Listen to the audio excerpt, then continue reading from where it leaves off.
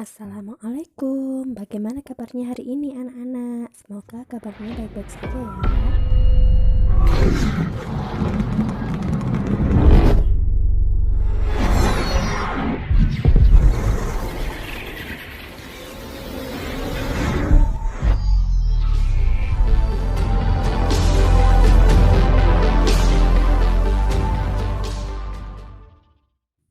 Assalamualaikum, bagaimana kabarnya hari ini anak-anak? Semoga hari ini kabarnya baik-baik saja ya.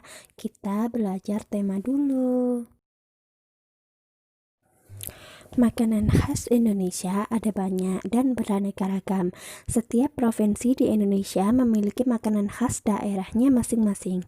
Mungkin dalam satu provinsi ada puluhan bahkan ratusan makanan khasnya. Namun, dari banyaknya makanan khas tersebut, tentu hanya beberapa saja yang terkenal atau terpopuler hingga nasional, bahkan internasional.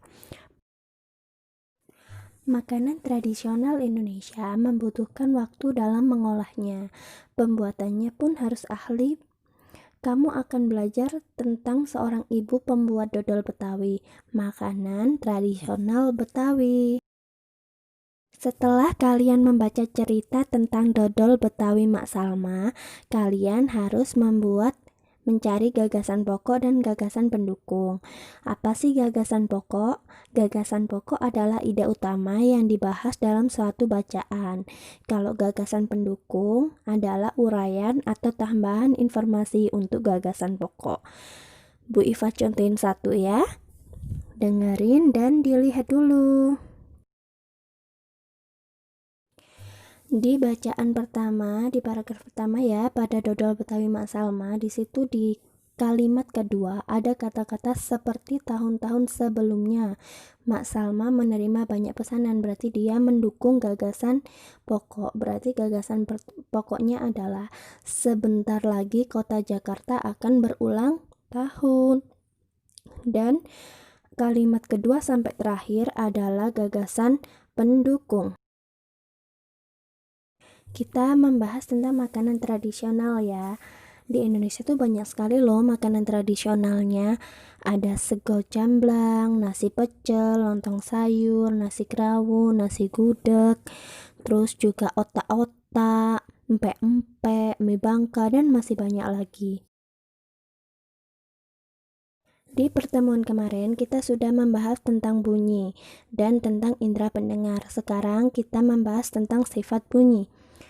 Salah satu sifat bunyi itu adalah dapat dipantulkan. Pemantulan bunyi terjadi karena gelombang bunyi menabrak bidang pantul.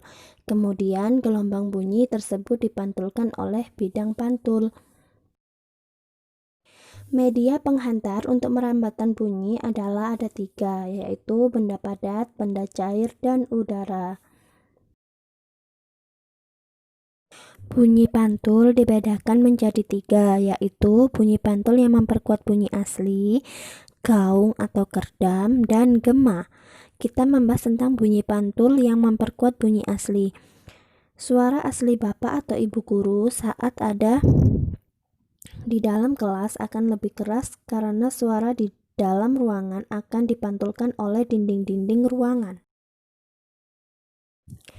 Gaung atau kerdam adalah bunyi pantul yang terdengar sebagian bersamaan dengan bunyi asli, sehingga bunyi asli hanya terdengar sebagian. Gaung terjadi karena sumber bunyi dan pendengar jaraknya cukup dekat dengan dinding pantul. Gaung juga dapat terjadi karena bunyi memantul pada bidang pantul yang tidak rata. Akibatnya, bunyi-bunyi pantul yang terjadi saling bertumpuk. Bertumpuknya bunyi-bunyi pantul menyebabkan sebagian bunyi asli mengalami pelemahan dan sebagian lainnya mengalami penguatan, sehingga bunyi asli terdengar tidak jelas.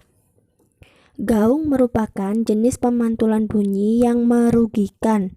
Gaung sering terjadi pada tebing-tebing terjal, gua, aula, dan gedung bioskop. Oleh karena itu, dalam aula dan gedung bioskop digunakan peredam suara untuk mengurangi gaung.